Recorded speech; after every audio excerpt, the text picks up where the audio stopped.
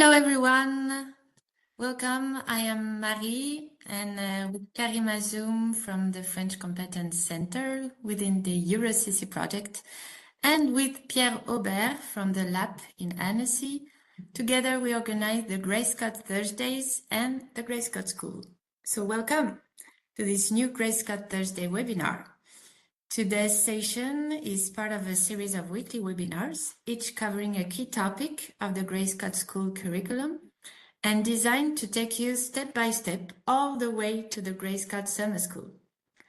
These webinars are free, online, and open to everyone, even if you don't attend the school.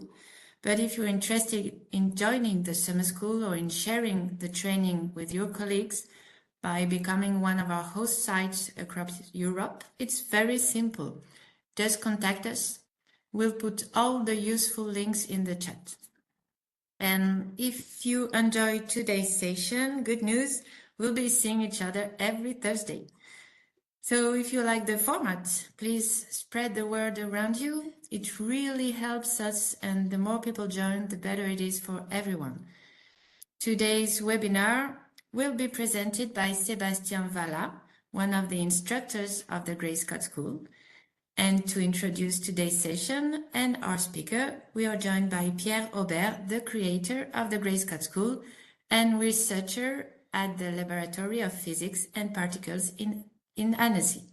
So Pierre, it's over to you. Okay, thank you, Marie. So I will briefly introduce to you Sébastien. You might already know Sébastien from last year and the year before schools. But to summarize a bit, Sébastien started his research in CEA, rewriting parallel malloc. So it's Mr. Allocation, if you want. So that's why we'll also talk about unit testing in this context, and also Malt and UMAPROF, which are directly developed also in this purpose. And then he also moved to CERN to do some presentation at CERN and to work on LHCb. And then he moved also to INRIA to work on big simulations. So Sébastien worked a lot of really big simulations, so millions of line of code. So really difficult to handle, and you still have to find a solution to optimize it well, even if you don't have to touch the code itself. So that's why the allocator come into the party. And now he's in Grenoble at the ISTER laboratory. So with the IPAG also laboratory. So it's the Institute of Astrophysics of Grenoble, if you want, and also the Institute of the Observatory also of Astrophysics of Grenoble. It's a really fresh contract because you started 3 days ago. So it's, yes, that's it.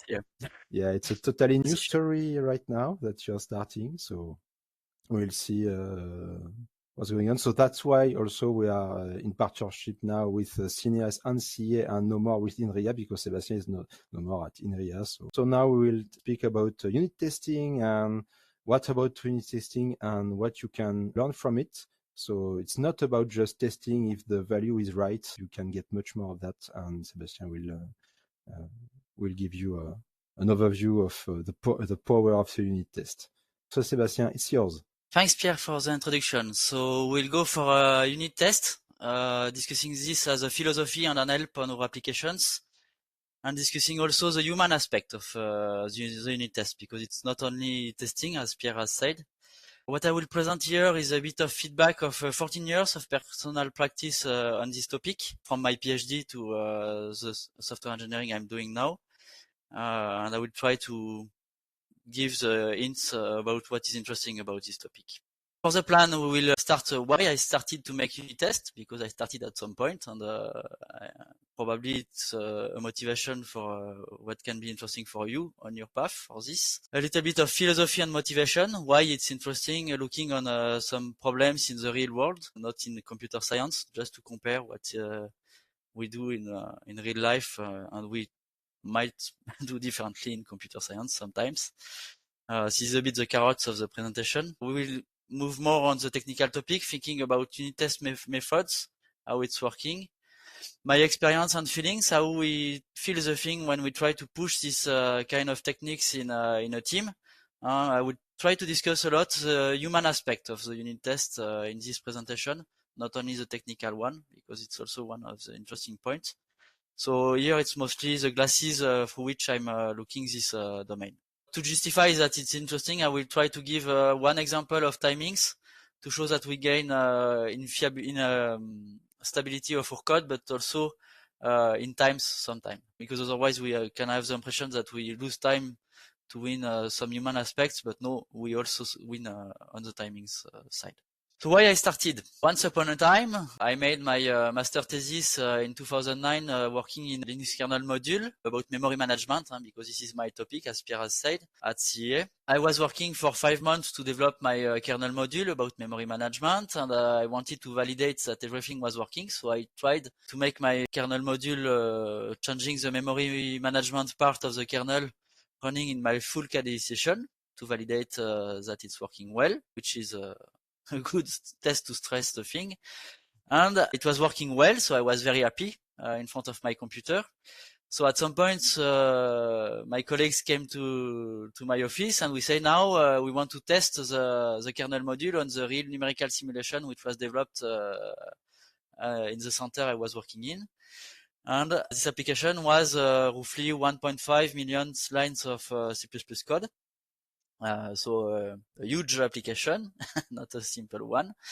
Parallel, of course. At that time, my workstation had 16 threads, so it was quite a lot for this year already. Far less than what we have today, of course, but at that time there was a lot of problems with parallelism. There is still. So I started to run the application. It was running for half an hour, so I was a bit happy in front of the computer. It was starting to saving the data. And just before exiting, boom, kernel panic, and the machine was totally freezed. So after that, to find the problem, I passed 2 months of debugging with a unique solution to find the problem I had in my kernel module, which was to make a log of all the calls to my module and to try to find the sequence inside this log, which was creating the problem. The log was roughly 75 million lines of entries. So let's think that to find the problem in the middle of this big log was not, kind of a painful moment. So when I started my PhD in this center to work on malloc for this specific numerical simulation, I said myself, I don't want to have again this problem.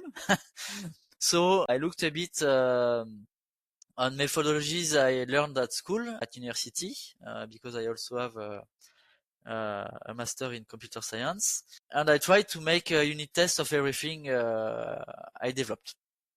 So I took, I said myself that I will try. So I took my path and starting to work on this domain. Not being totally convinced at the beginning, as I will say later, but in the path I found some very interesting things. The feedback I will give about this domain is roughly 15 years of practice with 4 years in Scrum in some industrial teams, because I also worked in industry for a moment. This is the experience about 17 projects, mostly personal, but also some research projects for my research in C, C++, Rust, Python, Node.js, Java, and a bit Go, with some code coverage which go at the beginning when I was not handling well my projects, which was 43% to 93% of code coverage about the unit test. So some projects which were really cleanly tested. Also, I've seen some projects in my path where there was no unit test. One big project in a company I was working on with 150,000 lines of code with 15 developers and no unit test. So we had some integration tests, but no unit. So it also showed to me, what we gain by having the unit test and what we lose when we don't have it. It's good to compare the different methodologies. So a bit of philosophy. So here I will first try to move out of computer science and go to the real world and try to see some mistakes we tend to do in real world and how we fix them in engineering. We will take an example. We'll see in the coming slides. So first we will start with a problem. For example, what is the cost of making a mistake?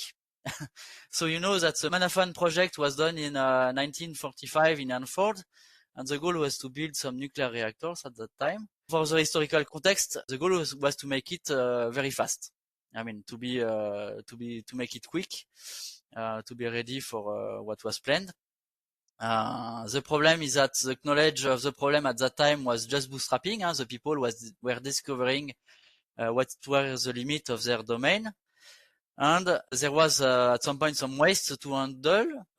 So to handle the waste at some point, the solution was to make some tanks in the sun and to put all the liquid and muds which were obtained from the reactor in some storage. The problem of that is that 55 years later, in 2010, some of those tanks started to leak. What is the cost? Is that now there is some reports showing that the cost of solving the problem, which is locally posed by this storage, is now costing between 300 and 600 billion dollars up to 2090. So don't laugh, because in computer science we are not better in some ways. We have some problems, because if you take some reports done by Capers-Jones in 1996, it's a bit old, so don't fix on the numbers by themselves. This is more the trend which is interesting in this chart. Capers-Jones was a software engineering who study how much it costs to solve a bug depending on the development phase of the software. So taking a lot of projects over the world in different domains, from industry to research to military solutions. And he estimated that to solve a bug at the beginning of the development, when we were in the coding phase, it was, for what he estimated at that time, $25. And when we progress to go in production with this software, so after the release, the cost of solving one bug is roughly, in average, so of course it depends on the project, $16,000.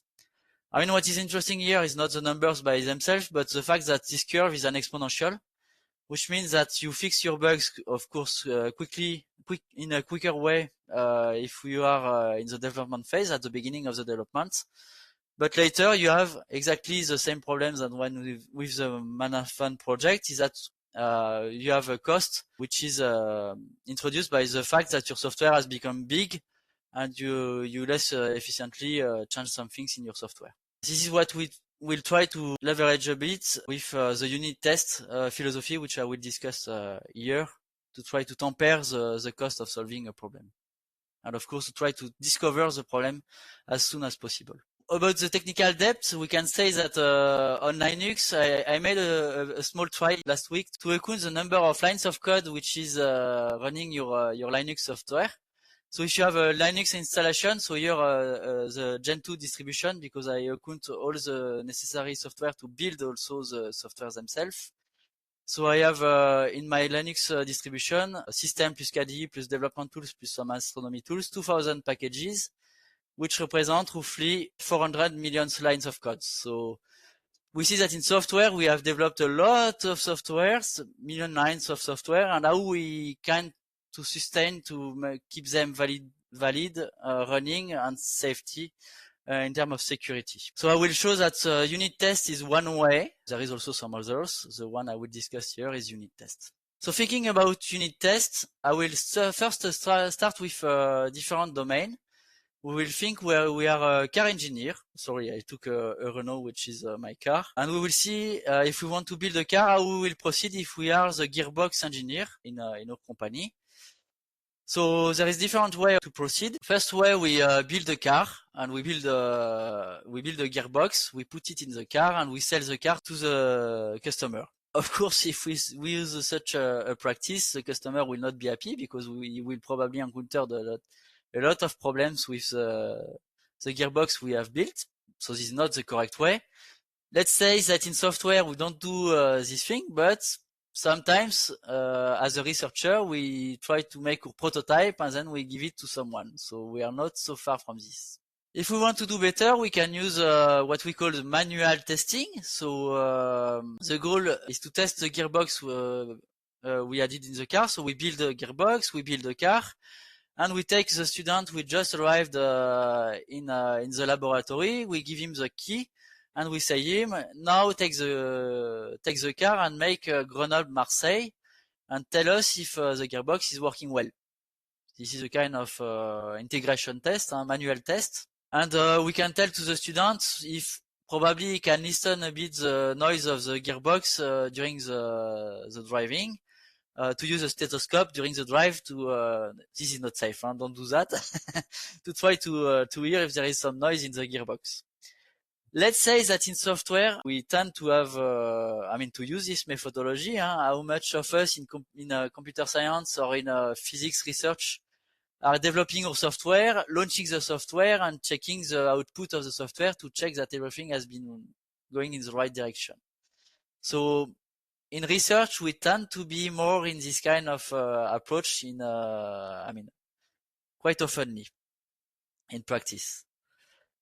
So if we want to do better, if we want to make, stronger engineering, we can try to first make a list of tests to perform in a controlled environment instead of getting in a random one. So this time we can have a test circuit. So we will plan to make some tests on this circuit and having a list of the tests to perform manually for now. For example, to park the car, to go rear, to go turn right, to accelerate, etc. And already this is a great progress because we have a test plan, some feature we are testing all the time, the same way during the development of our software. This is very painful because if you have to do all the tests by hand in your software all the time, this is time consuming and not very interesting for the guy who is making the tests. But again, in research, we are sometimes a bit this kind of domain, mostly when we are PhD students. This is something we quite oftenly do. But this is already a progress to have the list of tests to be done, so we don't forget something when we are making our testing. If we want to make some progress, we can try to automate. Now we say we have a plan, we want to make it running automatically. So we can do an automated integration test. So we can build a prototype of the test, and each time we change the gear in the gearbox, we build a new car and running the car. To automate the testing of the car, we can put some cameras, some motors to turn the wheels of the car to drive it automatically. So in software domain, this is more than using a bash script, which is launching our software and testing the output of our software. This is the exact symbolic solution we have between both domains. But the problem is that it's interesting already because it's making the test automatically, so we are happy now. We don't pass our time to click on the machine to make the test every day. But the problem is that when the automated test will crash, we will have the full car which is crashed along the road. And now we will need to guess what has happened. The problem is that the car is totally broken. The gearbox has exploded probably with some gears flying through the window. And now we need to reverse engineer to know what is the problem which has made the car crashed. Is it the gearbox? Is it something else in the car which we are not responsible? Is it the script which is also badly automated? There is a lot of questions to ask, and so we are kind of go-go gadgets trying to guess what has been broken, and we will pass days, sometimes weeks, to find where the problem is coming from. So already this is better than having no test, but this is a kind of limited solution to ease our development. So if we are a car engineer and we're building a gearbox, probably we will not be happy also to build a full car all the time. We want to just test something in the gearbox. So this is something which will cost a lot. This is something we will not do at all in this kind of domain. But in software, we tend to change one line and to run the full software. So in a kind of methodology, we are close to this. One better way is to use unit testing. So this time, this is what we call a test bench in car engineering. So we will take only the gearbox, not testing the gearbox in a car, because we don't want the complexity of the full car to validate the gearbox itself. And we will put the gearbox in a controlled situation. So for example, take the gearbox, attach it to a wall, putting an electric motor because it's easier to make it running in a room instead of a standard car motor. And we will run the gearbox like this with different speed, etc. The good point is that we are close to the gearbox, so we can hear easily if there is some strange noise. We can put also some infrared camera around to see if there is some hotspot on the gearbox, some probes for the temperature, some shaking measurement, etc. We can make a lot of things to look at the gearbox easily, because when the gearbox is in the middle of the car, it is very hard to look at it. So we can quickly think that in a car engineering, this is more this kind of solution which is chosen. So this is in software engineering, the equivalent is called unit testing. So we'll try to take one function, one class, if we are making some object programming, and to test this class outside of the software in a controlled environment. So we'll see some example now. Also, the good point is that you can make some a lot of measurement on your class and your function. For example, the performance of your function easily. So you will be able to prove to your hierarchies that you have made some progress. So let's say that I introduce a small word I will not discuss anymore in this particular presentation. This is the electric motor we introduced in the path to test the gearbox instead of the real motor of the car. This is what in software engineering and in unit test terminology we call a mock. So this is some methodology which is called mocking. So replacing some part of the software by some factice part, which are easier to handle than the real part of the software. I will not discuss this anymore in this presentation, but let's remind this mocking word if you want to make some unit tests.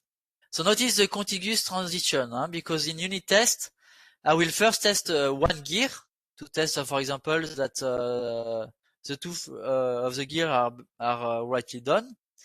Then we will test two gears to see if they work together correctly. Then we will test 4 gears, 5 gears, etc. Then the gearbox fully.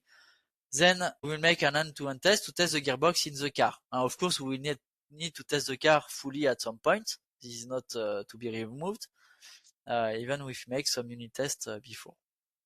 So let's say there is a kind of transition. We have some unit tests at the beginning, the gears and the gearbox piece by piece at the beginning, and the integration test at the end, by testing the full car to see that the software is running fully with everything. Myself, I prefer to see this as a continuous transition, going from one component which is very thin to some components which are larger, going to a transition, testing more and more things while we are progressing in the development. Automatically, of course, to be able to replay all the time, all the tests during the process. So what it gives, for example, in Python, if we have some unit tests, the good point is that I can use, for example, the PyTest framework, giving, if I implement, so this is an example for particle physics, for example, if I'm a physicist, I develop for particles simulations. I will have a particle class which implements the way to simulate my particles. And I'm able now to run the test automatically. We will see how to implement it. And I have a result which is giving me an output saying that there is 2 tests which have been run here, and the 2 tests are true, saying that they passed and they are right. This is a good point because I don't have to check myself a lot of numbers, for example, in the output of the software and to guess if 2.5 is the thing I should expect. This is automatically tested by the software. Now, to make this automation, one unit test is a simple thing. It's a function, which in most of the framework is called test underscore something. So for example, here I'm testing the apps value function. So I have a test which is named test underscore value function in Python. And I will use the assert keyword to make some assertion and check if the function is returning the good value for some given input. Here, for example, I will test that absolute value of -10 is, of course, 10 as a result. If absolute value of 20 is 20 as a result, and if absolute value of 0 is 0 as a result. So one goal here will be to try to guess what are the corner cases of the function I'm implementing, and to try to test different corner cases to check if the function is behaving the right way for those corner cases. Note that we use the assert keyword, which is used by most of the unit test frameworks. This is common in all the time in the way to test the software. So here I put a very simple and naive example. So of course in real life the software we are developing are a bit more complex than the absolute value function. So, for example, take something a bit more complex, we can take a particle. So a particle, we can initiate the particle to put it at the position 0, for example. And we will try to assert at the beginning that it has been set at the right position, testing the position. Try to move the particle from 10 meters, for example, and check that the particle is at position 10 after the move has been done. So already this is a bit more complex example. And we see we create an object, make some changes on this object, and check all the time the properties of this object during the test. A bit more complex, we can make a collision. So test two particles. We place two particles which go front together. And we make a collision, so implement an elastic collision, for example, which can happen or not depending on if we have some random computation inside. If the collision is true, we have a collision, and we can check that the velocity at the output of the collision is what we expect. Okay? We will test like this all our objects, making the objects some operation and check the output of the system we have implemented. The good point with that is now if I'm running my particle test and I have a mistake because I make some mistake in my computation, for example, I'm not myself guessing that the result is wrong and looking on some printing in the screen. The unit test will tell myself that so something is broken. So if I made a mistake in my computation, the test will fail. And we tell myself that, for example, I expected to have 1.5 here, assert equal 1.5 and the operation which is called. I have 1.5 which is expected and the computation give me 3.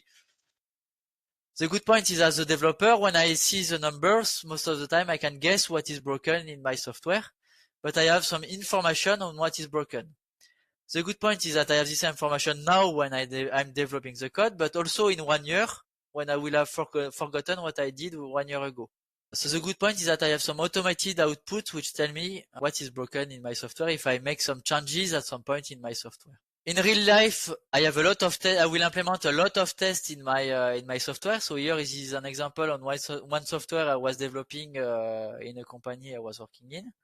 So here, the good point is something interesting is that the unit test, as it's all the time calling one function and making one test, I will have a lot of tests, but every test is very short to run because it's making one operation, a few operations. So here I'm testing a code which is, I think it was 200 lines of C++ code, which is validated in 9 seconds. Okay, this is interesting because at some point I will show that for this same software, the company has another version which was developed with integration test, the automated car, which was costing far more. So if you want to implement some unit tests, you will use some frameworks. So of course you have some frameworks available for most of the languages you can use. In Python you have unit tests, PyTest. In C++, the good one is Google Test or Catch2, which are two nice libraries. In C, personally, I'm using also Google Test, which is in C++, but permit also to test some C code. You have also in Bash, in Rust, you have some native way to make some unit tests, and in Go, you have also some native way of making unit tests. And I was speaking about mocking, which I will not discuss here in this presentation, but if you want to mock some objects, mock some part of your code, like replacing the gas engine by an electric motor in our previous example, you will use some specific libraries to make the mocking. So here I show you some example about how to make unit tests. I mean, some very simple examples. So probably you are not convinced at all that it's interesting at this level. And it was also my case at the beginning because I was not totally convinced when I started. But at some point, I finished to be convinced, and I wanted to push in the team, in my team, the fact to make unit tests. I mean, to make testing automatically. So first, I try to push integration tests. So this you can see quickly that in some teams, integration tests, everyone agree that automating the tests which are done manually is a good thing. How to do it, sometimes it's a bit hard to discuss. Most of the time it's finished by saying that we will make a dirty bash script in some way to call our application and testing the output. And it seems easier at the beginning because you just have to launch your program and check the output of the program. So you don't have to implement anything else. The problem is that the integration test, as you have to build a full car, it takes some time. So in software, launching a full software is not a very long time because it takes the time to build it most of the time, which is a few minutes most of the time. But the problem is that if you want to test a lot of things in your car, you will have a lot of situations to test, a lot more, because you have the combination of everything which is in your car. So for example, in my PhD team, we were developing an MPI implementation, so message passing interface, for making some parallelism in numerical simulation. And at some point, to validate all the combination of the way of running the MPI implementation we were doing, we finished with 10,000 MPI tests, integration tests, and at the beginning, 5,000 were failing. So it was not very easy to fix everything. And 1 week was required to run all those tests because all the time we were building the car, running the full car, so the full software, and we were a bit disappointed with this approach. And it was very hard to debug because every time there was a bug, one test failing, it was the full software which was crashed, so we had to debug in a project of roughly 30 to 40,000 lines of code, which was not very easy to debug. So most of the time nobody was looking on this test suite at some point except a few of us, which was not a very good success in the project, even if at some point we have fixed a lot of problems by using this methodology. So it was at the end interesting, but with a very high price. And we had to take one engineer dedicated to make running this test suite. Just to say another case I encountered during my my path. So this time it was in a Scrum team in industry. We have only an integration test, and the test suite was taking, this time it was a bit shorter than the 1 week to run, but it was 40 minutes to run. So this was a project similar to the example I was showing to you before, which was the test suite I printed in the previous example. So the project I rewrote at some point with unit tests this time was taking 9 seconds to test the same thing. So let's think in your day-to-day process of development, you make a change in your software, you run your test suite, /running my test. It takes 40 minutes. So you go to sleep before it's saying you that something is broken. And if you have a test suite which is now taking 9 seconds, you make a change, you run your test suite, it takes 9 seconds, you immediately know that you have broken something or not, and you can iterate like this in a quicker way. The maintenance of this test suite in integration test was also taking 1.5 fully dedicated engineer to maintain the test suite. So this is also a cost for the company. And at some point, if your CI, continuous integration environment is not stable, it's also costing a lot because at some point, for us, we had a lot of issues making the test suite crashing, not due to the test suite itself, but because the test environment, all the cameras on the car, etc., were sometimes failing. So sometimes there was some false negative results saying that the software is broken, where the software was not the problem, but the test suite was the problem because of the complexity of the test suite. It's not easy to make some automated test suites. This I will not discuss now because I will skip. So I try to push some unit test philosophy in this team at some point. The problem is that unit tests, you have seen that probably we need to write the unit test if we don't have them at the beginning. So it required an initial effort, which will cost a lot. And we quickly understand that we are slower at start because we need to implement the unit tests, think about them. So when we start, it takes a bit of time to have everything in place. So it's hard to convince the developer to move in this methodology. And it's also hard to introduce in a pre-existing software because everything is not thinked to be tested in this approach. Let's think for the car. If your gearbox is not built as a piece which can be extracted from the car and attached to a wall, you will not be able to make your test bench approach. And there is some first common kill sentence which are said by the people when they start to make some unit test. Is, oh, this is too hard to test this function because it's making too many things, so I will not test it. This function is calling too many other functions, so it's not a unit test, I will not test it. Or this function is too simple, so I will not test it. So if you start to make this kind of sentence, this code, if you want to change a function to make it testable, also some people are saying to you, oh no, don't change this part of the code. This is a very hard part we don't want to modify. So most of the time, it's killing your approach to make some unit tests in your team.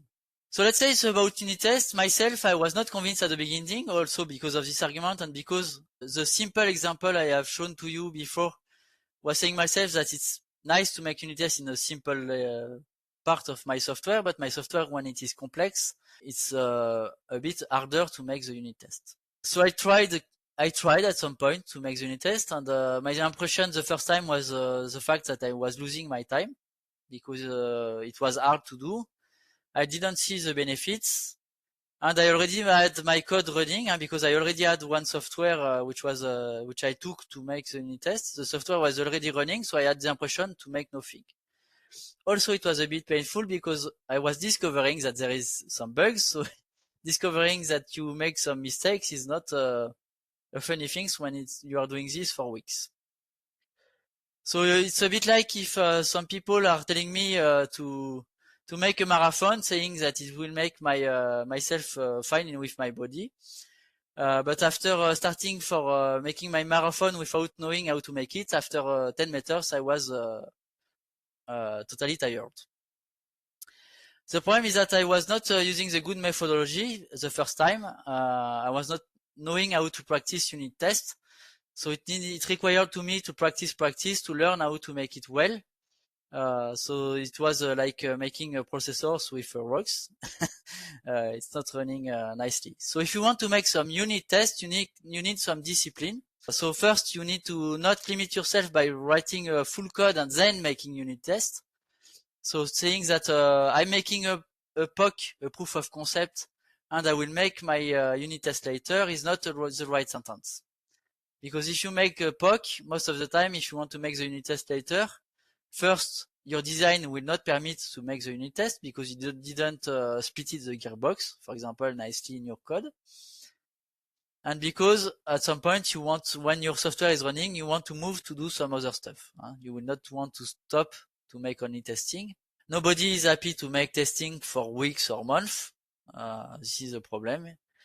And your commercial manager has probably sold your software to some clients, and now you need to debug. You don't have the time to make the test. In research, this is a similar thing. You have a software which is running. Your advisor has told you that you can make a paper about it. So now you are debugging to make the paper right. Then your paper is done. So you have some user of your code. And now you don't have time anymore to make the test. So similar in research than in industry. And also I will show you that if you make the unit test not at the beginning of the development phase, but later, you will use half of the benefits of the unit test. So it's become a more or less a useless investment. So what are the benefits of the unit test? This is something I didn't understood when I was starting, because I was thinking that we can think that making the unit test is validating the software, finding the bugs, etc. So this is true. This is part of what is interesting with unit test, but it is not what is only gain it can rise up. For me, validating the software is roughly 20% of the interest of the unit test. There is 80% which is far more interesting, which are other stuff. So first, making unit tests is forcing you to make a design, because if you didn't make a right design of your code, you cannot make the unit test. So if you cannot make the unit test, you have a feedback that you make a mistake in your design. It forbids you, for example, to use global variables, because you will quickly understand that making unit tests with global variables is a mistake. So it will improve your design. It will make a specification of your internal API of your software. So you will have some examples, some simple examples showing how to use every function of your software, which will stay synchronized with your software because you will compile your specification, your unit test all the time with against your software. Where if you make a documentation with Doxygen, you tend to make the documentation, and 1 year later your documentation is not updated. If you want to make some refactoring to change some big part of your software, if you don't have any unit tests, you make your refactoring and then you pray to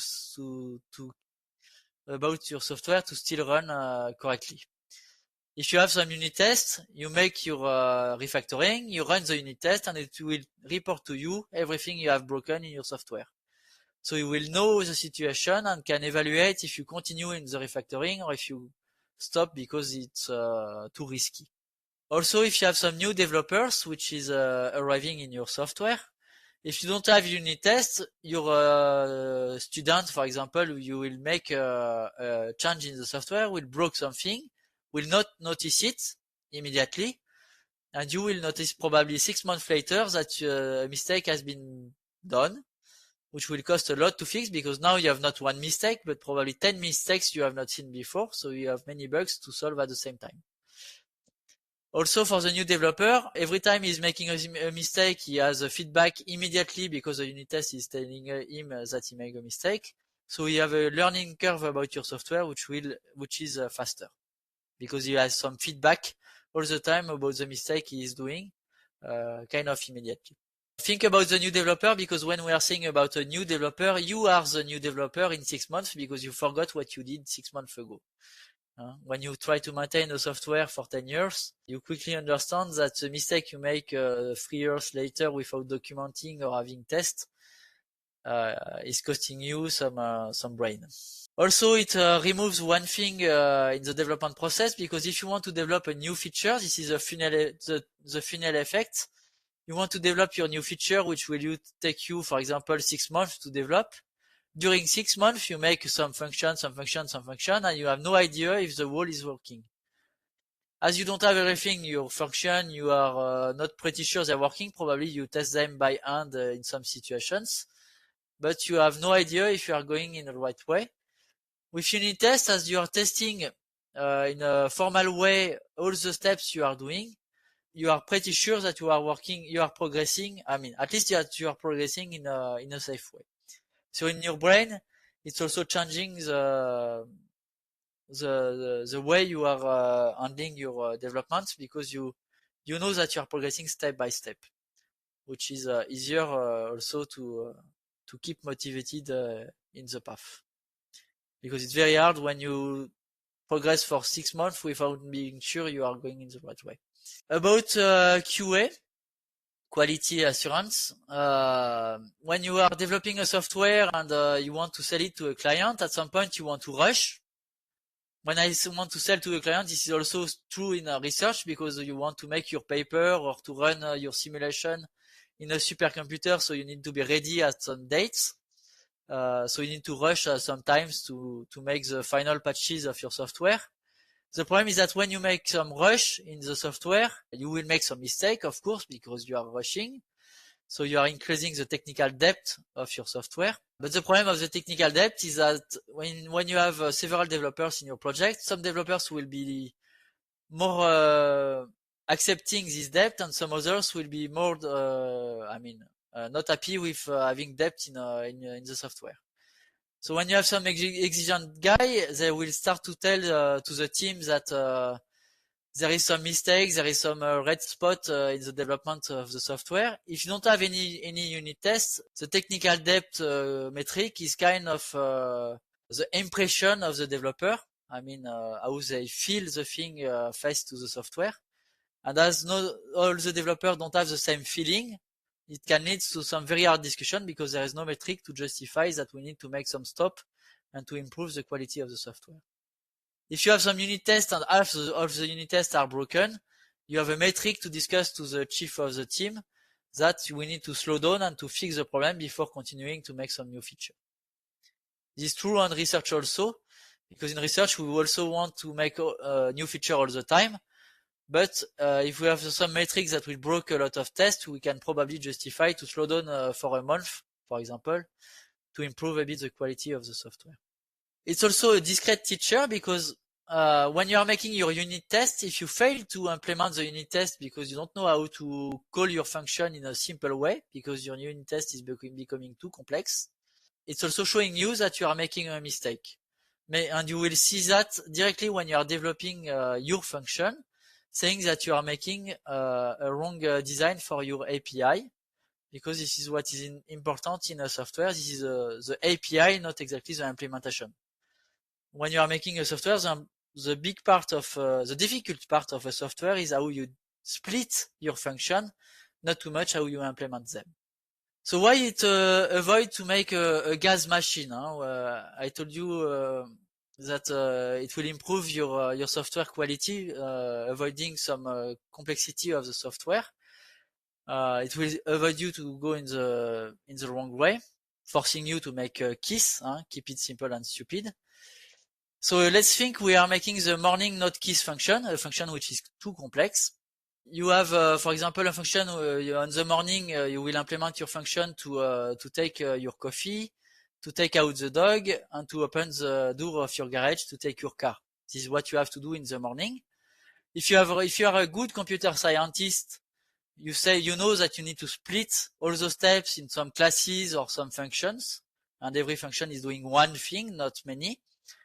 But if you are in a high performance computing, for example, like us, you might want to optimize a bit some steps and, for example, say that during the time you are taking your coffee, you want to take the leash to prepare the leash for the dog and putting it in your back, and also take the key and putting it in your pocket during the time you are drinking the coffee. So you are ready when you go to take out the dog and the car to have it with you. If you are a bad developer, you will probably make all of those three steps in the same function, for example. This can arise without you noticing, because not because you are bad, but because you want to do fast. And if you want to make a unit test now, when you will implement the unit test to take out the dog, you will notice that you will need to also call the function which will make the coffee. And making the unit test will force you to see that you make a mistake, because if you need to call the coffee when you are making out the dog, showing you that you are mixing some things which don't go together. So ideally, if you make the right way, you need to taking the leash in a specific function and split your code correctly. The good point of the unit test is that it's showing you that you are making mistake while you are making the development phase, which is the moment you can quickly change your way without having a high cost to make the change. To face the entropy of your software, most of the time when you are making a software, of course, you increase the number of lines of code, so the complexity of your software is increasing, roughly in an exponential way. It's harder and harder to make some changes while you are progressing over time in your software. And if you have some unit tests, you can make one thing, is that when the complexity is too high, you can make one thing you are feared to do if you don't have unit tests, is the refactoring. If your software is become too complex, you need to make some cleanup to change some ways your software is implemented. But if you don't have any integration test or ideally unit tests, you will be very feared to break something you will not notice. So I don't know if you already pronounce the thing refactoring in a team without having any test. Most of the time the people is saying no refactoring, we will wait later as possible. Me, when I have some unit tests, I'm making some refactoring oftenly. Every time I feel my software is becoming a bit stressed. So I will have a kind of complexity progression, which is it's become higher. I make a refactoring, so I simplify a bit the software. It will become higher. I will simplifying a bit, higher, simplifying a bit, etc. Of course, the real life is not keeping a flat path, but still getting some increase, but an increase which will be a bit lower than the exponential we will face if we never do refactoring. And if you do refactoring, at some point you will see that you will need some heroes, because in software engineering, we have all the time in some teams some heroes which understand the software a bit, the complexity of the software a bit better than some others, which is not a good way for the team most of the time. Also, if you don't have some unit tests, as it's harder to enter in the part of the other developer, if you have 5 developers in a team, for example, 4 here, for example, every developer will tend to have his part of the development of the software, because he will know it well. And especially in HPC, you have some very deep development in software. And if one developer fears to go in the part of another developer, because if he make a mistake, he will not notice it, he will stay on his part of the software. So you will reduce the discussion between the developers of the software, which will favor to have some heroes on every part of the software and everyone in silos in his team, which is not a good thing for the dynamic of the team. About the knowledge, do you know where is the knowledge of the software? Is it in the code or is it in something else? Myself, I understood that at some points the knowledge is in part of the code, of course, because this is where we store the thing, but partly in the knowledge of the corner cases you encountered during the development of the software, because this is where you learn the limit of your algorithms, how you fix the problem, what are the ways to fix them. So in practice, if you need to redo your software a second time, making a version 2 rewriting from scratch, for example, the knowledge which will be very interesting to remember by yourself to make this version 2 is not the code itself, but more the knowledge of the problems you encountered the first time you make the software. The good point is that when you are making the unit test, you store the knowledge of those corner cases in the unit test, because every unit test is testing one corner case. So you have them encoded in a formal way. So it's very useful, because this knowledge, if you have a developer which knows the corner cases he encounters the first time he develops the software, when he leaves your company or your team, mostly because in research we are now with short contracts, the corner cases are in his head, in his brain. So you lose the knowledge of this. So if you need to make a second version, we will make again the mistake which has been done the first time. If you have the unit test, the knowledge of the corner cases are encoded in the unit test.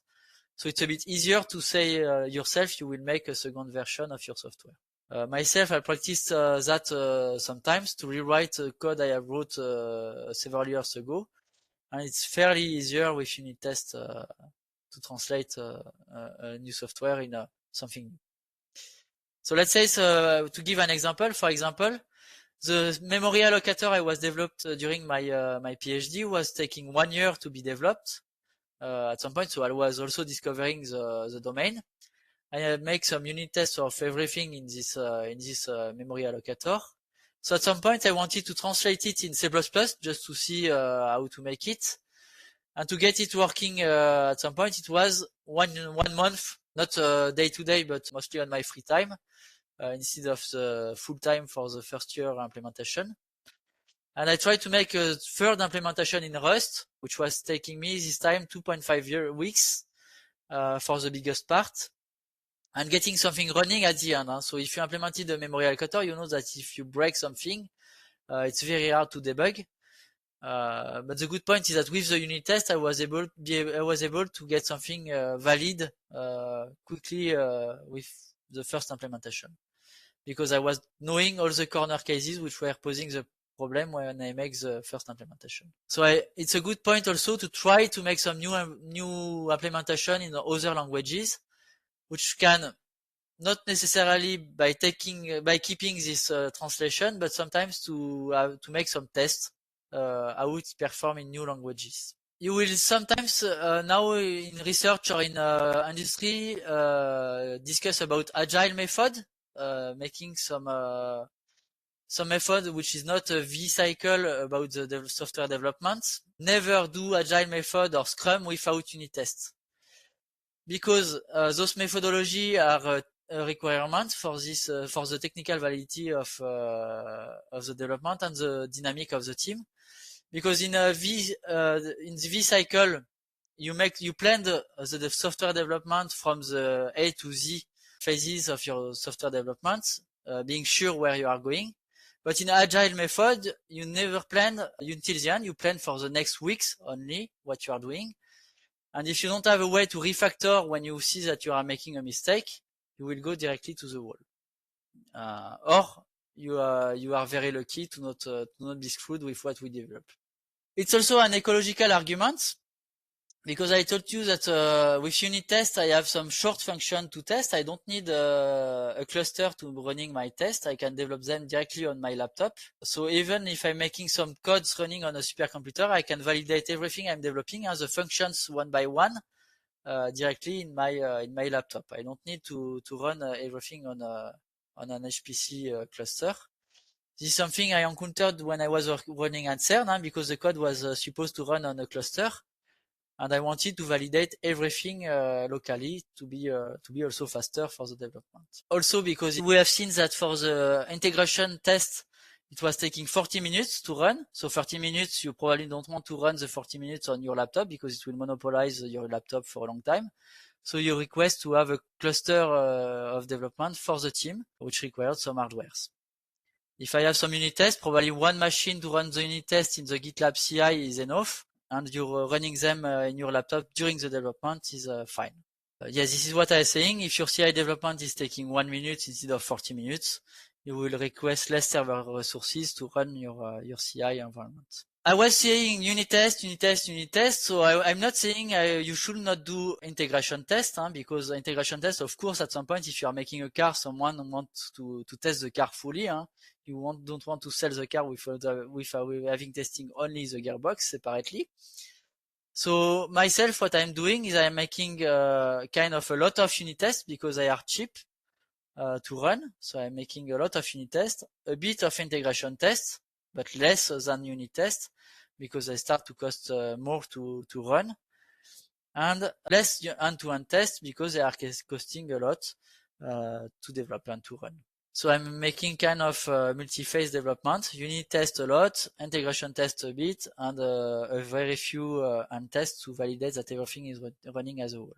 So in research we have tons of ideas. So we can think that in research the unit test is more for industry. This is what most of the people tend to think, because in industry we want to have a software which is valid, because in industry we have clients, etc.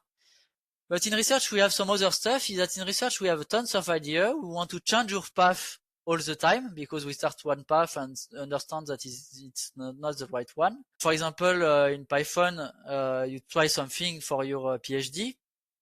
Your PhD director understands that this is not the right direction and you want to change. If you want to refactor your code, mostly if you are coding in Python, for example, where you don't have a compiler which validates everything in your code, how you are sure that if you are refactoring your code, everything is working again? You are not, or at least if you want to be, you will pass a lot of time to validate everything. So if you want to explore a lot of things, you are probably happy to be able to refactor your code all the time to change the direction of your software. So this is a bit like the train circuit. You want to employ, this is what we have in research. We don't have a nice path like in industry where we are knowing where you go. Also in research, you don't want to lose your time in debugging because it's not your job. You want to make some research paper proving that your things are running.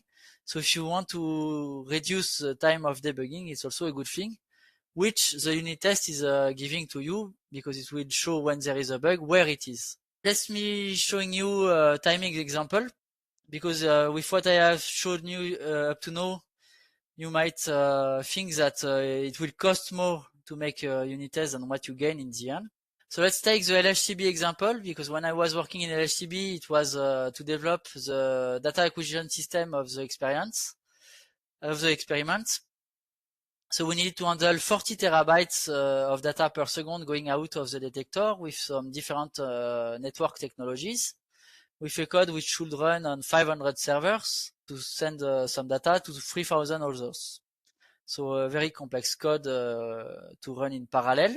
And for the development of this software, there was a first version which has been developed without unit test by my predecessor, which is given in red, the time of the development for the different phase of this software.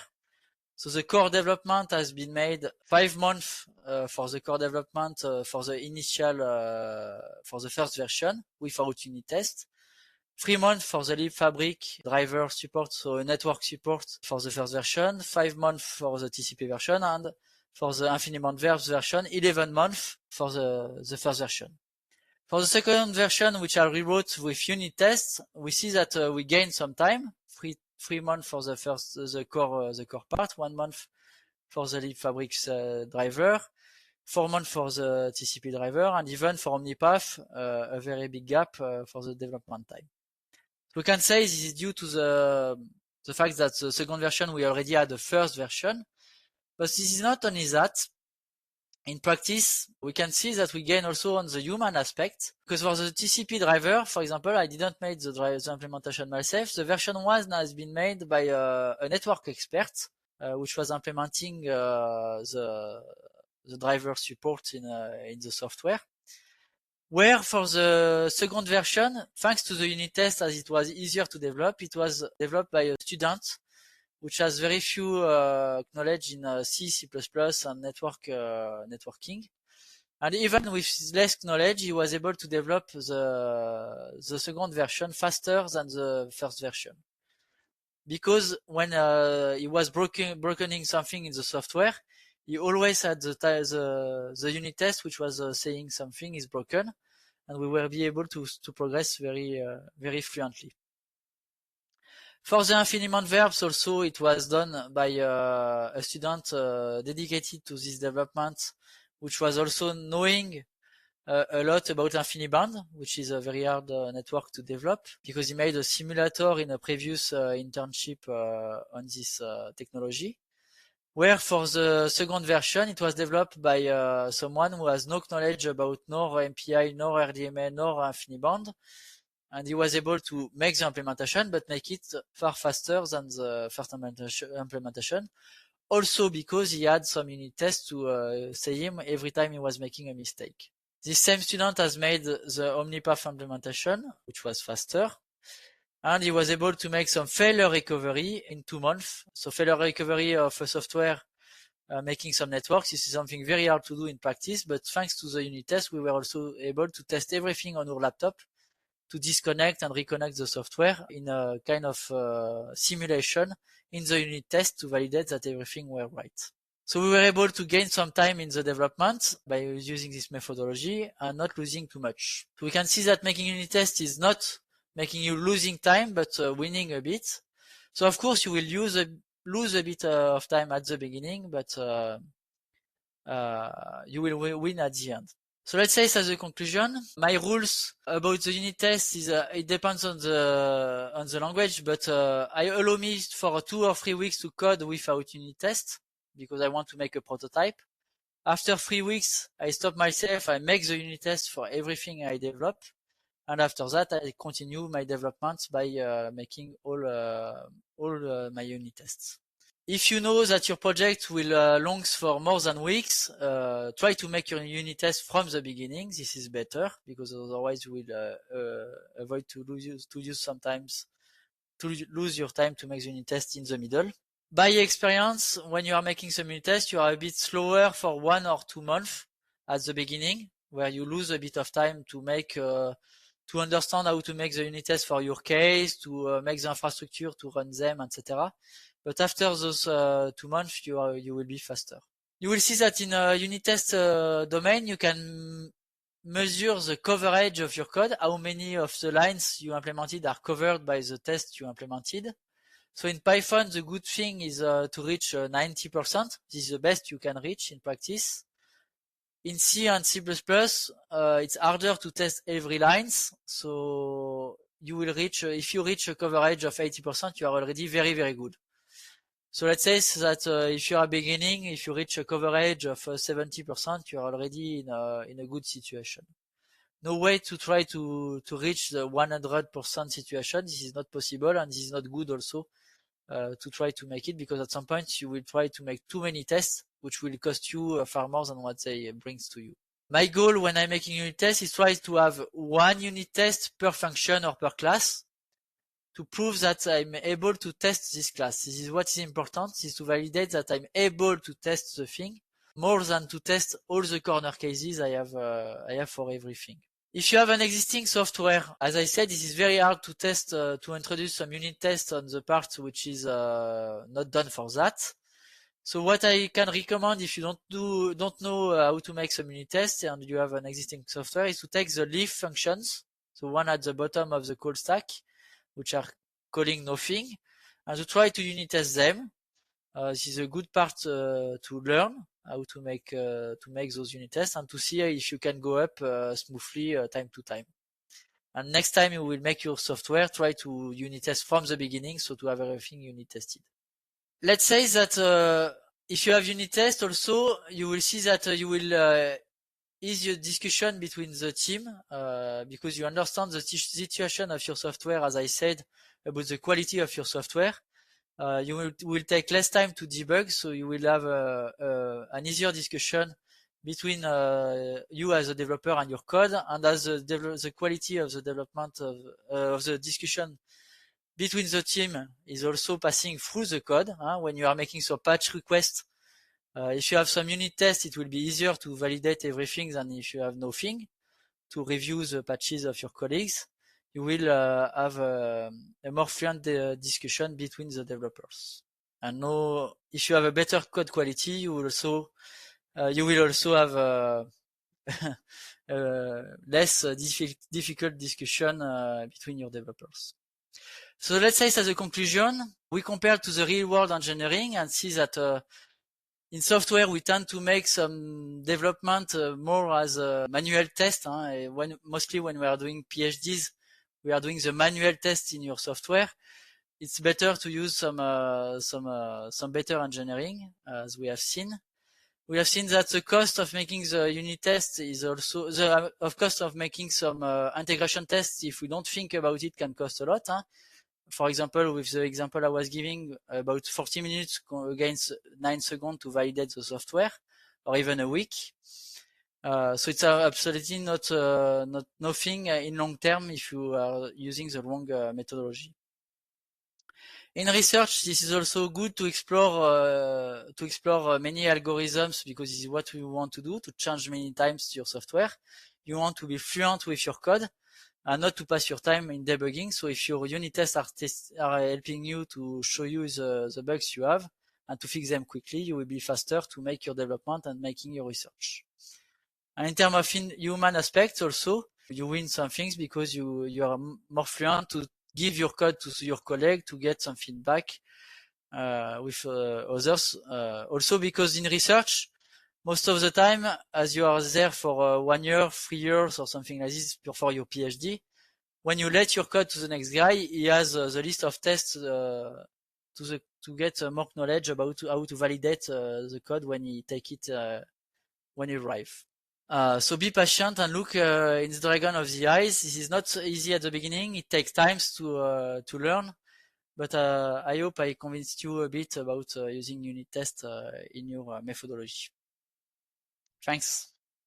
Yeah, there is some questions. So Lionel started a question just saying why. I'm pretty sure it was why for the coverage, why 80% for C++ or why 90% of Python? Yeah, why much more? Why less?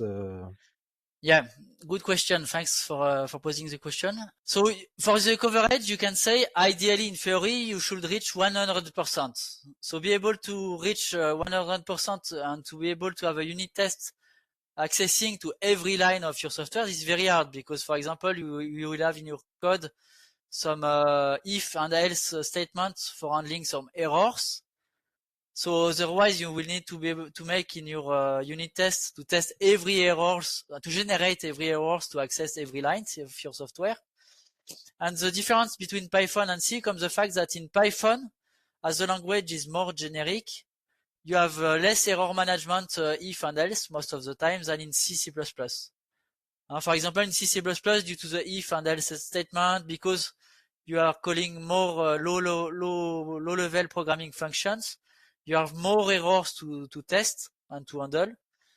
In C, you don't have the exceptions also to handle those errors, so you have more if and else to handle them. So it's harder to go on all the path to get them. This is why in practice you all the time finish with a coverage which is lower in C++ and C than in Python.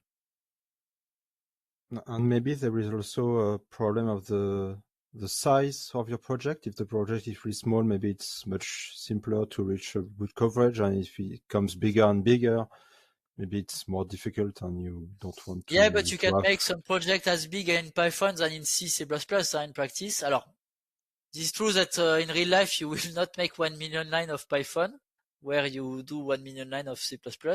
But to have also put my hand in some large project in Python, I have seen some project in Python reaching 90%. This is there is some, even 95 I have seen. Personally, I have never seen even seen some projects reaching 90% in C++. 95, this is not something I have seen myself.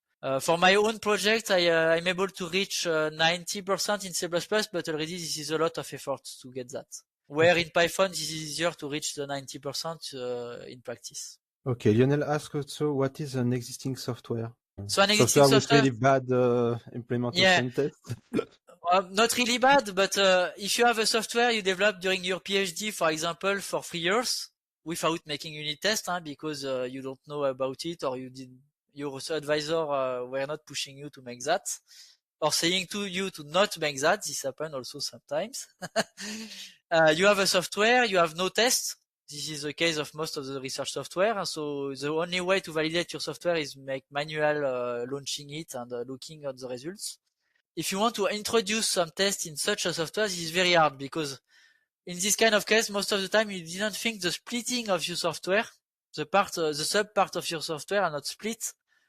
So you can extract, for example, I don't know, what can I take, for example, let's say for a network software, for example. A network software, you have a mix between some things which is, for example, creating the packets of your communications between the servers and the clients. If you make the encoding of your messages directly in the function which are making the send of the packet, you cannot extract your functions which is making the encoding and the decoding of your messages outside to test them alone. Ideally, if you make your unit test in a nice way, you should have some function which makes the encoding of your message, the decoding of your message, and then you can unit test them.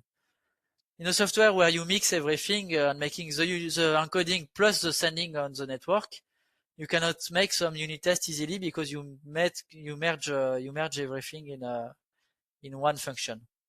This is exactly the example I was showing. When you make no unit test in your code, you all the time finish in the case I have presented here, which is that you have the coffee function, which is also doing some other stuff, preparing the thing for the next step. And then it is very hard to make the unit test in this case.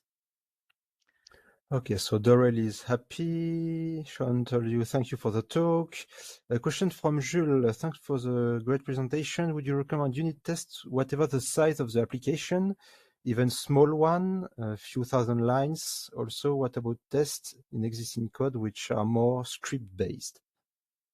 So, about the size of the software, yes, for 100 lines, probably it's not required to have unit tests at the beginning. The problem of 100 lines is that at the end, at the beginning, it's 100 lines, and at the end, it finishes with 1,000. So this is exactly what I was saying myself. I allow myself to make for a certain time not making unit tests when I'm making a POC for 2-3 weeks. So this reach mostly up to 1,000 lines, let's say. I allow myself to not have unit tests. When it becomes more, I start to make the unit test. The other question was what script-based code? Oui, for about script. For me, this is even more important. I mean, if it's a language about script is Python, because in Python it is easy to make unit tests. This is even more important in Python, because if you have a compiled language, let's say if you want to change the signature of a function, the parameters to add one parameter to one function, you will be notified by the compiler that you break something. But in Python, if you add a parameter to a function, if the function is called only sometimes in your software, you will probably not notice you don't update everywhere in your script. So this is even more important in script than in script languages than in compiled languages, I would say. Yeah. And at the end, you will have an error about 10 minutes after you start your program, and you or if you're unlucky, you will not see the error because you will not pass by this part of the path by this call before 6 months. And in 6 months, you will notice you forgot to change this parameter in the call. But in 6 months, you forgot what you did before, so it will cost you far more to debug the thing, to remind what was the change and etc. And maybe also if you have a really small code base, 1,000 lines or something like that, maybe it's nice also to try to test it well, so you can learn how to test, improve your design, and it's easier on small projects. So it's to like learn, to start. To learn, this is a good place to start. So if you have a small software on your hand, try to unit test it. This is a very nice place to learn the thing before going in a big software which you don't know how to do. As I'm saying, the problem of the unit test is to know some design pattern, how to split the thing. This is where you have some learning curve at some point. So the more you can unit test at the beginning on simple things, so on small software, the better it is for you to learn. One of the problem of a big software, let's say you have a big software, you have some function at the bottom. This function on the top is calling a lot of function, and this one on top is calling everything.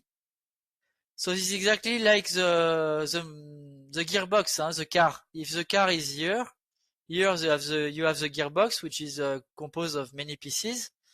And you have also some other component of the car, the motor, the seats, the doors, etc. And at some point, if you want to take, let's say the gearbox is here. The gearbox is here. You have the motor, which is linked to the gearbox.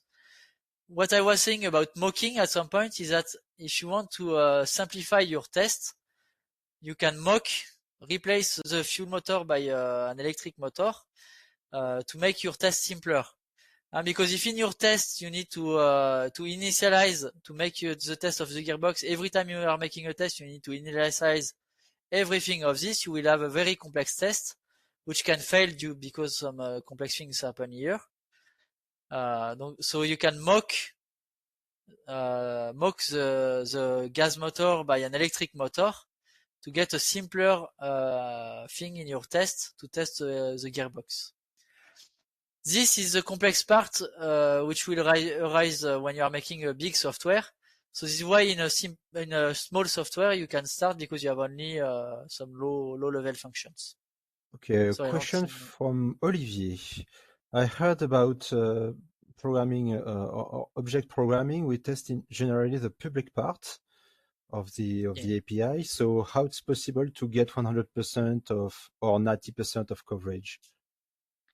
Yeah, so that's a good question. That's a good question also because should we make some unit tests about the private part? Yeah, myself, I would say that most of the time I'm testing mostly the public API because this is easier, and most of the time the public API is calling the private one.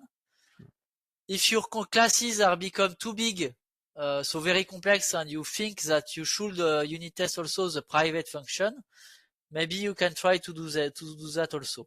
Because this is true that if you test only the public APIs, it's probably very hard to reach the 90% coverage because you cannot reach all the part which is done in your private function easily.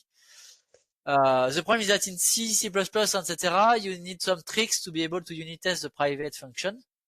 You can do with some macros to remove the private keyword when you are compiling the code for the unit test. So my strategy personally is most of the time to test the public API, which require probably to split your classes so they are not too big. Is also one good point is that if you are doing on that path, you will forbid yourself to make some big classes with very complex private functions. Yeah. But yeah, normally at some point you should reach your private part with your public part. Otherwise, it's dead code and it's not useful. Yeah, but this is true and false because your private function can be a bit more generic, and so you always have some parts you might not reach. This is also why in Python it's easier to get 90% because there is not this concept of private and public, so you test everything by basis. Okay, so question from Theo. I am not sure to understand the difference between integration tests and end-to-end tests.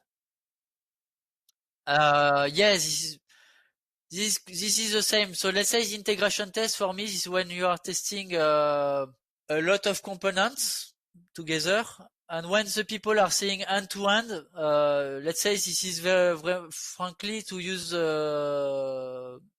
I mean, in research we never do end-to-end, and most of the time we do more integration tests, which means integrating all the components. End-to-end test is really to use to test some user level usage of the software, which is more keyword we are using in industries than in research.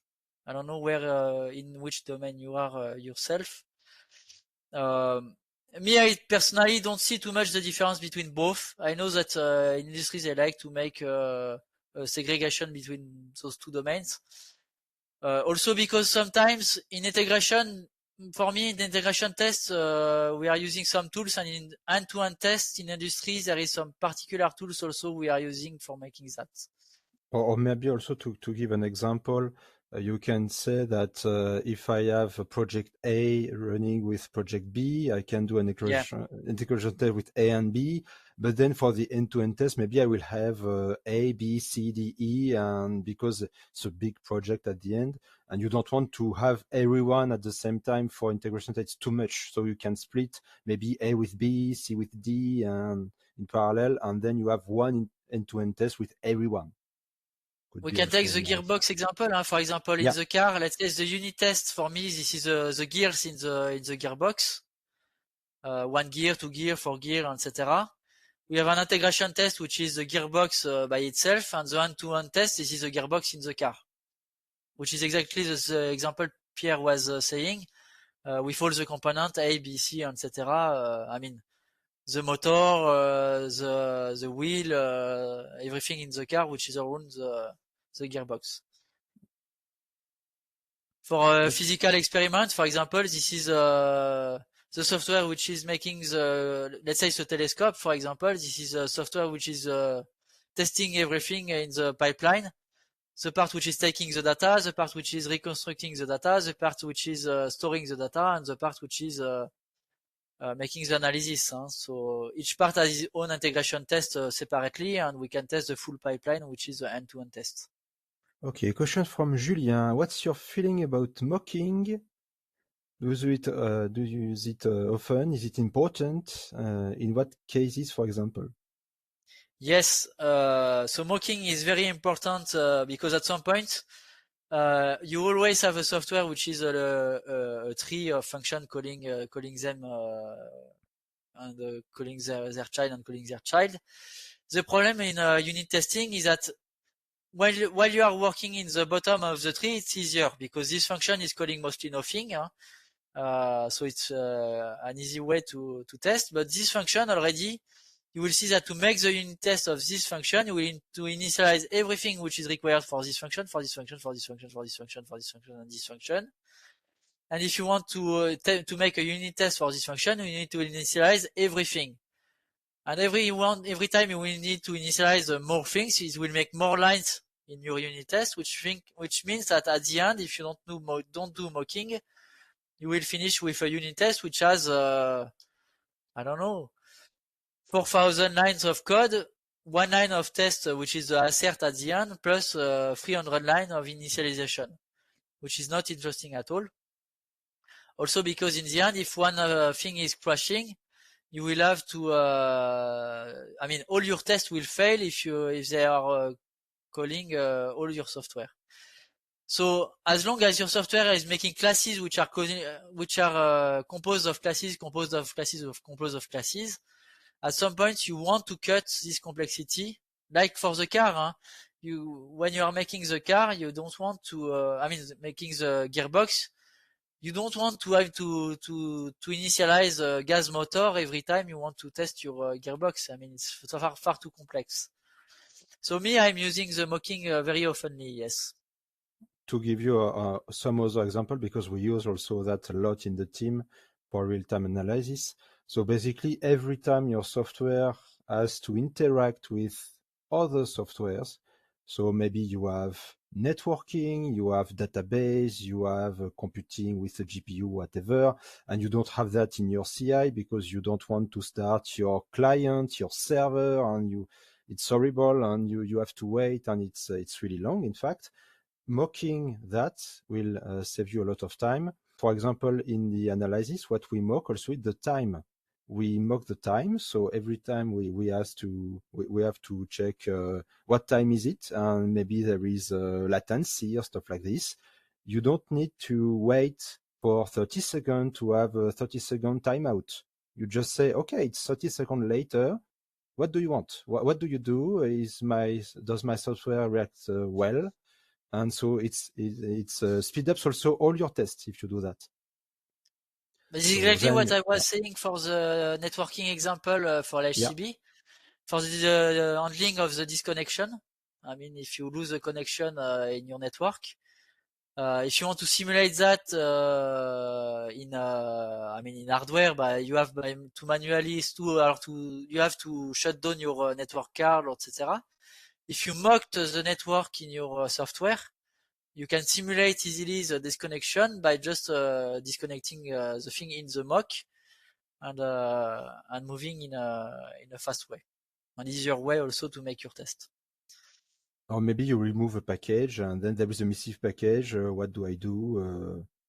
Does the error is handled well? Stuff like this. You can also, So basically, every time your software is interacting with something, and it's quite horrible to use because you have maybe you also have right to start your database or the port or whatever.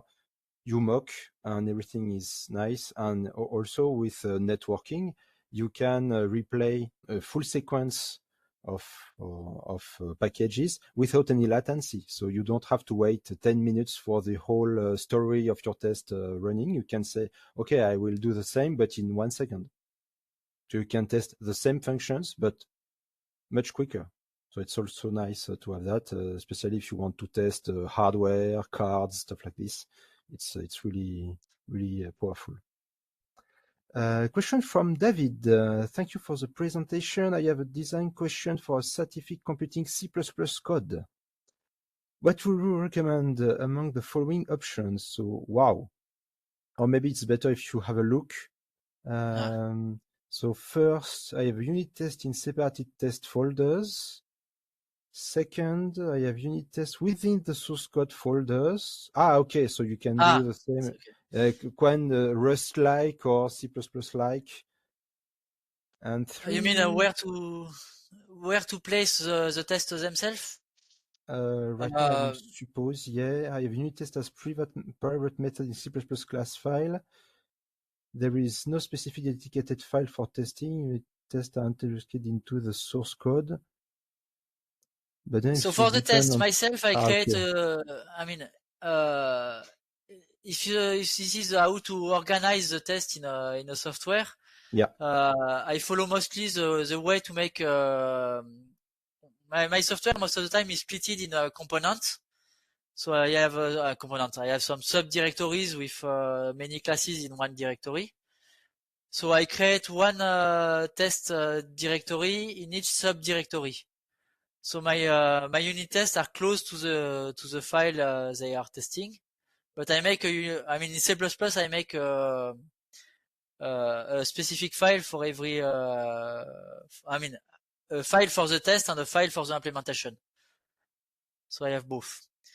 Because when you compile your software, you don't want to have the test in the software. You want to have two executable, one executable which runs the test and one the executable of your software. In Rust, you can mix both because the compiler is able to make the splitting, but this is not what you can do in. I mean, with some if-def, etc., you can do in C++, but I will not recommend to do that. But I don't know. Yeah, generally you split, you put your tests. Personally, I prefer to split. I have the tests on one side and the implementation on the other side. Even if sometimes you are forced to redo your hierarchy of directories in your test path, and do the same in your source path to be sure you are not lost if your project is a bit bigger. So when my project is big, what I said is that I put the test directory inside the subdirectories. So I have if I have a component core, for example, I have a test directory, a directory which is named tests inside, and in the core directory I have all the files for the implementation. In the test directory, the files with the same names than the implementation for the test. Yeah, it's also possible. You can do that with CMake easily. It's not a problem. Question from Saidi. Thanks for the presentation. Is there a tool to check the quality of your unit tests? For example, if the test cover extreme cases, stress tests, stuff like this. Or maybe a senior developer.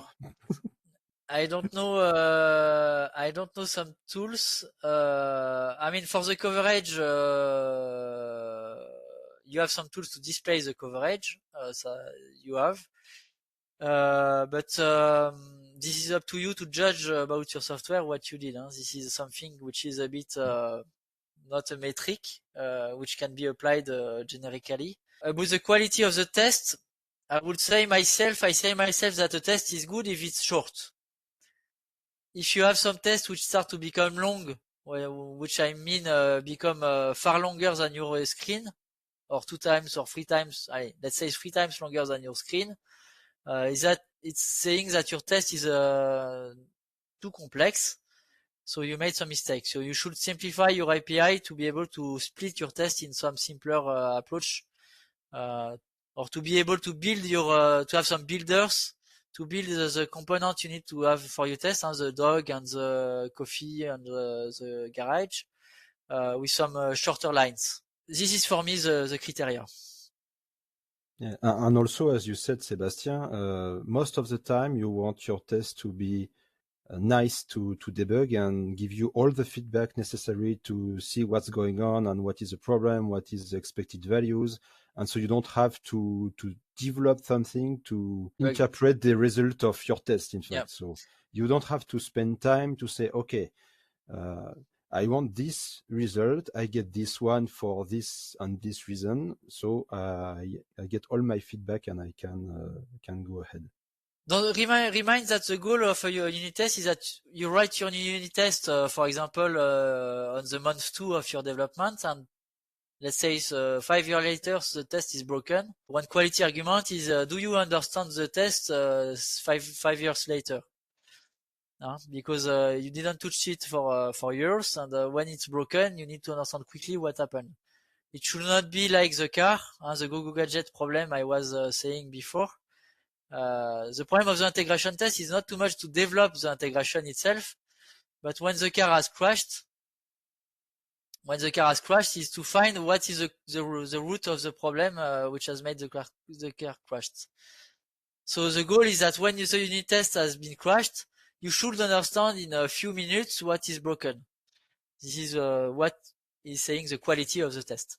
So there is some people saying in the theory that when you implement the unit test, you first should make it failing, validating that it's detecting the failure and that it's easy to understand the failure, then to make the implementation of the correct implementation of your function. So there is some people in computer science which are deliberately brokening the function every time they are making a test to validate that the test is showing the right thing to debug the function, to validate the quality. About quality, there is one thing which is a bit theoretical, but This is a mutable testing.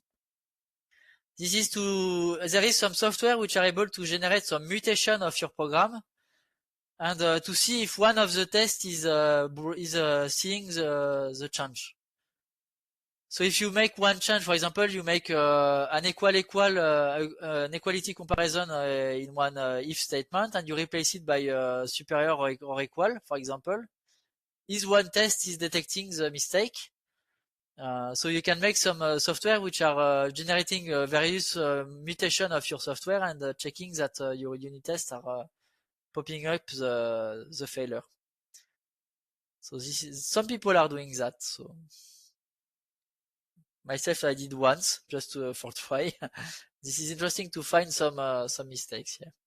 Okay, so thanks you from Theo. Questions from Dorel. Do you have any simple and progressive resources to begin with? Some resources, no, not in my hand. I would say the good way to progress on unit test is first to test on simple codes. I mean, if you make a new script, etc., and we were saying about the example of the 1000 line script or 100, even if it's not required, try to train yourself on this, and you will see quickly that you will progress to be able to make more complex tests. The problem of the unit test is that you need to learn some design patterns which are dependent on what you are developing in terms of topic. This is where maybe there is not some generic solutions. This is what I can recommend. Okay, so David is happy about your answer. Saidi says thank you also for your answer. So everyone is happy. Question from Julien. Printing, logging, or not printing in the unit test functions? So normally it depends on the languages, but there is some languages like Python, for example, it captures the logging to mask it automatically when the test is a success. Because remind that in testing, what you want when the test is valid is exactly what I get here, is that I just get the list of tests saying that they are okay, and not be bothered by any printing, which can be tons of logs in my terminal, just to already to be able to see in a short way what are the list of tests which has been run. In Python, this is done automatically. You can make some some logging in your test, and so it's hidden. And if the test is failing, then it is print. In C and C++, this is a bit harder because your print will go in the terminal directly. So you need to have a kind of way to enable or disable the logging if you don't want to bother yourself in the output of the test. But ideally, you should have your test not making any printing by default. So Dorel is happy too. This is why there is something I didn't show, but for example, you can do some things. Most of the languages about assertions. For example, here I have the absolute value minus 10 equal 10. I can add a comma and a message here, which will be printed if the assertion is failing. So you can document a bit the assertions, and this is via the assertions you should document the output of your test. I can say here, for example, virgule and putting a message.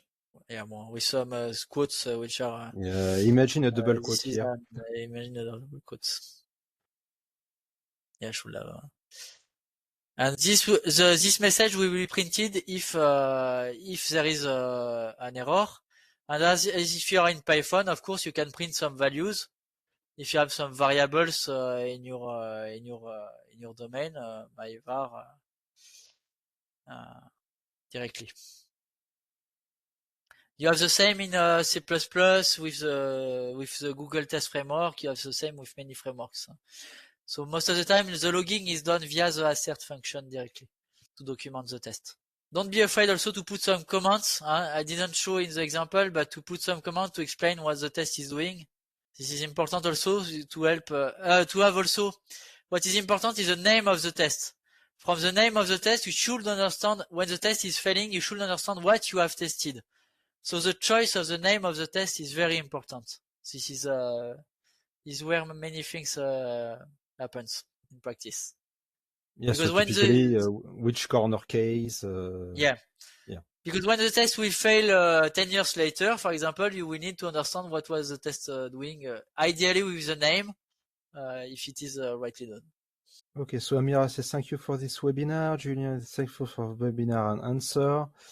Okay, so I had some question, but since we have particular aware of time, maybe I will try to give you some, but not too much.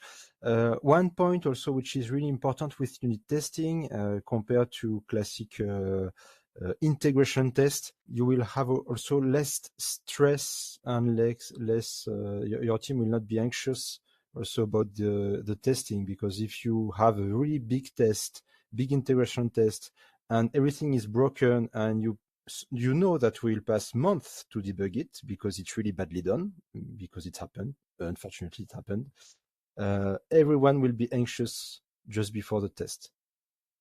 Yeah. And if you do a lot of unit tests and you do them well, and you learn from them and you test your design from them also, because it's not always a part of the design, but sometimes you test your function and say, okay, it's okay, I can call the function this way, but I'm not really comfortable with that. I prefer another way. Maybe I don't want to initialize this stuff. Maybe it's too much. You play with your code with the unit test. And also a really important point, you don't want to generate your unit tests. You want to do them yourself to check how you want to use them, if you are confident with it, if you like them, because at some point you will have to use them also. So you want to have the feedback also from yourself with your unit test. And maybe another part also, once you have a big integration test failing, and everybody is pointing at you and you have done a bad thing, you can say, hey, my unit tests are working. It's your fault, not mine. You can protect yourself with that also. It's really important.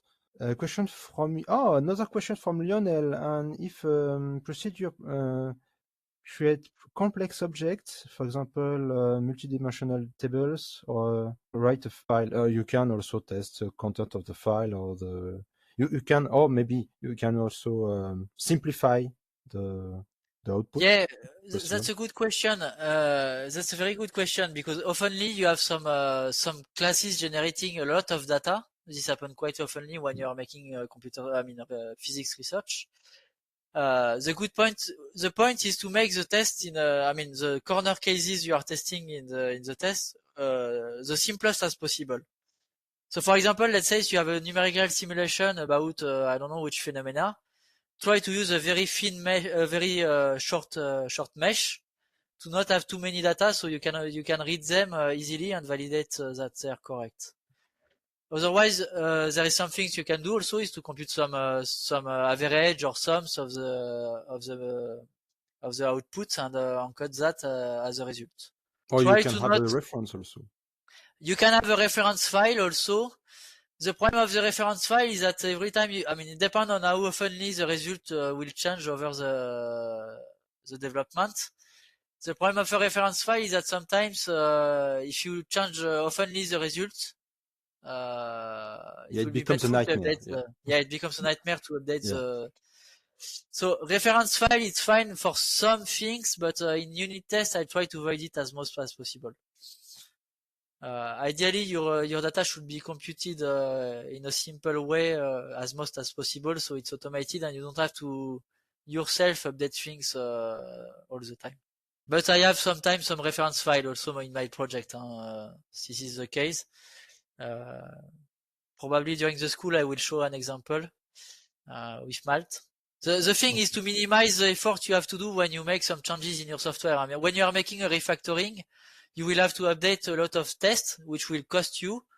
So you need to kind of have a balance between having too many tests or too many complex tests, because otherwise it will refrain you from making refactoring. And maybe a last question. When you mentioned about your allocator, you develop it in C in 1 year, in C++ in 1 month, and in Rust in 2.5 weeks. Yeah. Did you learn also from that? Did you change your design or improve your design because of the C++ rewriting and Rust rewriting, or was it? Yes. Yeah. I mean, Yes. so myself, I made it after I left for the C version. So, I mean, I improved the design for the C++ version, and I improved again for the rest version. What Pierre is posing as question here is very interesting, because I made also the same thing for the LHCb project. The LHCb project I was speaking about the timings, you remember. I also made a Go version of this project at some point, which was not used.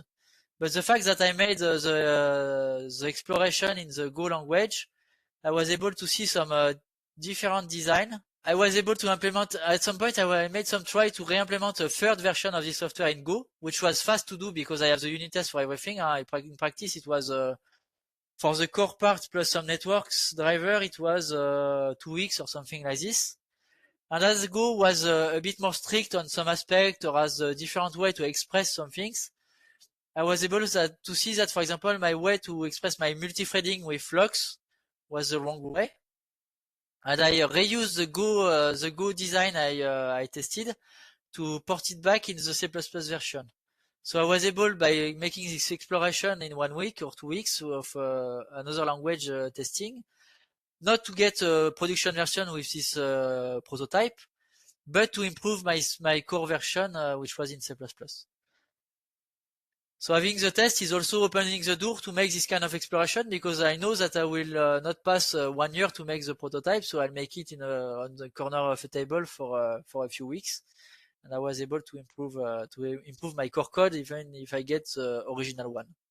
In fact, we did the same also for our program. So it's really, really powerful. Especially also, maybe if you want to learn another programming language, maybe randomly, if you want to learn Rust, for example, it's nice also. You can say, okay, my production language is C++ because of the historical reason. I want to learn Rust, and maybe I can rewrite some really, really small part to learn it, to try to do it well. And it's also a nice way to learn. Yeah, also because you will learn by using code with some feedback of your test, so it's a nice way to proceed here. Question from Lionel. And when you have a reference file, how do you compare it? How do you compare the result to the reference? Yeah, good point. Most of the time, what I do... Maybe it depends if it's a text file or a binary file. Yeah, it depends. But even if it's a binary file, you will load the file in memory. And most of the time, what I will do is that you will have a for loop. If it's a text file, you can compare directly some. You can do a diff. Some text. The assert will print a diff automatically. So assertion is already. If you have a string, a string with multi lines inside it, it will tell you that it's different, and it will print you a diff. This is already done. If you have a file with some binary values, let's say some floats or etc., either you make a loop to compare all the data in the table, for example, for v in table, and in this case I will print let's say we take the value v, which should be 10, for example, if it should be 10 everywhere, but we can compute it. And in the message, think to print the index maybe with yeah. So I will say a dict, key value or or index, yeah. And I will notify myself fail for key equal key. So when it will fail, it will tell me it will fail for this key here. I have all the information to know exactly where the mistake is. Ideally, you will have, assert will print the two values, so we'll have the value expected and the value obtained. So we will know everything, the value expected, the value obtained, and where it is. This is what is important to debug quickly. Okay, so maybe we'll stop here because it's quite late now. Quite late, yeah. So I will not pass through all my questions because it will be too long. So thank you, Sebastian, for coming here and for presenting this nice webinar. We will speak also about that during the school. Don't worry. Thank you, everyone, for coming here also today to see this webinar. And see you next week. We will talk about CPU architectures, how to deal with memory, with caches, with vectorization, all this kind of stuff. So see you next week. Have a nice week. Have a nice Thank week. you. Thank you. Thank Bye. you, Sebastian. Bye.